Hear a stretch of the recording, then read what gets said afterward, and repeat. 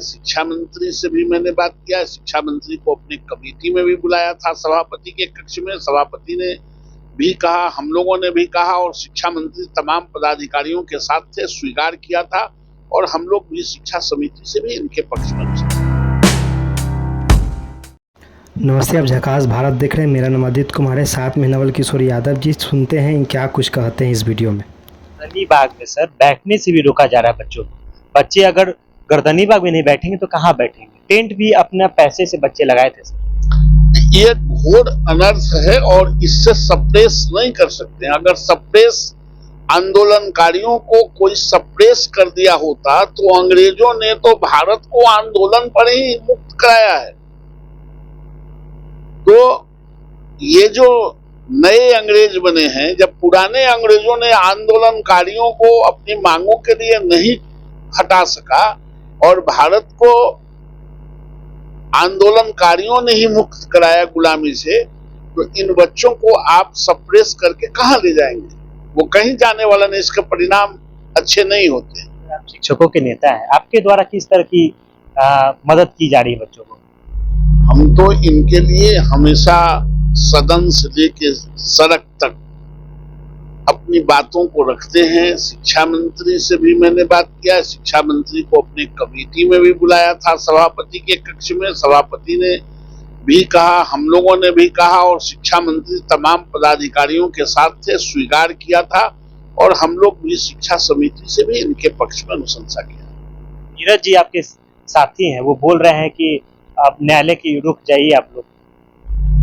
नीरज जी हमसे ज्यादा जानते होंगे, मैं किसी को न्यायालय में जाने के लिए नहीं। हमारा न्यायालय तो लोकतंत्र का जो न्यायालय है वो विधानसभा विधान परिषद है। इससे बड़ा तो कोई न्यायालय जनता के लिए न्यायालय हो नहीं सकता है और हम लोगों को चुन के भेजता है। इसलिए हम तो हमेशा ये लोकतांत्रिक प्रणाली में ये सदन, दोनों सदन जो हैं, उसी में जो उसका मंदिर है लोकतंत्र का, उसमें ही डिस्कशन होना चाहिए और उसी में निर्णय होना चाहिए। इस सबसे क्या लगता है, सप्लीमेंट्री सच में आ सकता है क्या? क्योंकि कल ही कैबिनेट की मीटिंग होती है और उसमें भी एक विभाग में सप्लीमेंट्री का देने की बात हो रही है।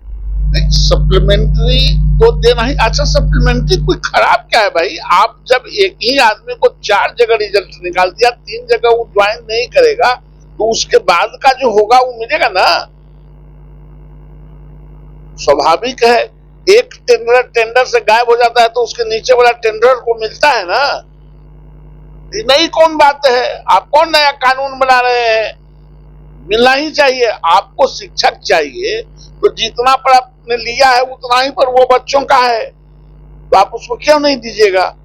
देना ही चाहिए और देना ही पड़ेगा। मूड़ी झाड़ने से ये समस्या का समाधान नहीं हो सकता है। आप तो सीनेट की बैठक में भी जाते हैं पाटलिपुत्र विश्वविद्यालय में। कई विश्वविद्यालयों में केमिस्ट्री के विषयों की शिक्षकों की बहाली हुई है, लेकिन पाटलिपुत्र विश्वविद्यालय में नहीं हुई है। कैसे देखते हैं? असल में पाटलिपुत्र विश्वविद्यालय में कोई कंफर्म वाइस चांसलर है नहीं। एक वाइस चांसलर आए थे, केयरटेकर वाइस चांसलर। हाँ, केयरटेकर वाइस चांसलर भी रिजाइन करके चले गए। तो उनको सिर्फ रूटीन वर्क करना है, लेकिन महामहिम से मिलने जा रहे हैं। मैंने अपॉइंटमेंट मांगा है इस मुद्दे पर कि आप इतने दिनों तक जो कमीशन से अपने कैरियर के आधार पर यहाँ तक आया है, कोनो किसी के आशीर्वादों उपरांत नहीं आया है, किसी के अनुदान में नहीं आया है।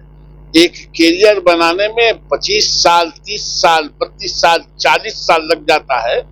उस कैरियर के आधार पर, मेरिट के आधार पर आया है और उसको आप संसद में आप इतने लंबे समय तक प्रतीक्षा कराएंगे। ये कहीं से शिक्षा के विकास के लिए बात नहीं सोची जा रही है और कुछ सोच सकते हैं। ये शिक्षा का विकास, अभी एक नया सुना है कि महामहिम ने निर्णय दे दिया है कि जो प्रिंसिपल का कमीशन से नियुक्ति हुआ था उसको लॉटरी सिस्टम होगा।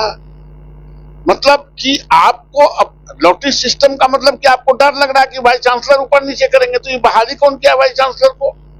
कोई गांव के लोगों ने किया। आप जिसको बहाल करते हैं उसी पर आप विश्वस्त नहीं है, तो लालच है ऐसे व्यवस्था का और शिक्षा का।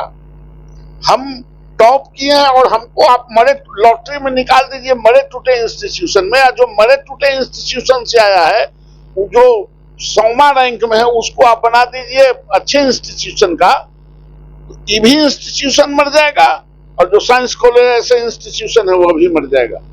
नॉन डिजर्विंग आदमी को कभी भी डिजर्विंग जगह पर नहीं और डिजर्विंग आदमी को नॉन डिजर्विंग आदमी पर दे देंगे तो शिक्षा का भंडार हो जाएगा और बिहार में वही होगा। सर एक आखिरी सवाल रहेगा, पटना विश्वविद्यालय में बीएन कॉलेज में सर घटना होती है कि बच्चे का जान चला जाता है सर, मारपीट होती है, एग्जामिनेशन के दौरान मारपीट होती है, उसका जो बच्चा मेदांता में एडमिट होता है उसकी जान चली जाती है। क्या अब बच्चे विश्वविद्यालयों में भी सुरक्षित नहीं है क्या सर? नहीं, देखिए सुरक्षित तो घर में भी नहीं है। झगड़ा जहां होगा कोई परिणाम हो, झगड़ा में तो कोई फूल बरसता नहीं है और बच्चों को कैरियर सुधारना चाहिए।